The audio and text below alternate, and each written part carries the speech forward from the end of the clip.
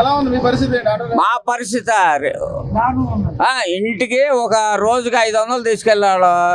ఇవాళ 200 క్వార్టర్ 250 రూపాయలు కూడా ఇంటికి ఇవ్వట్లే. ఏది చంద్రబాబు నాయుడు గారి దయ వలన. ఎందుకంటే ఫ్రీ బస్సులు పెట్టారు, ఎవడెక్కట్లా మా ఆటోలు.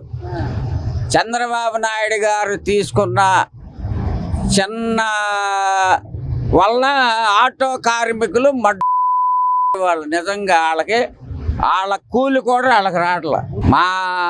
ఎవడో మా ఆటో ఎక్కట్లా.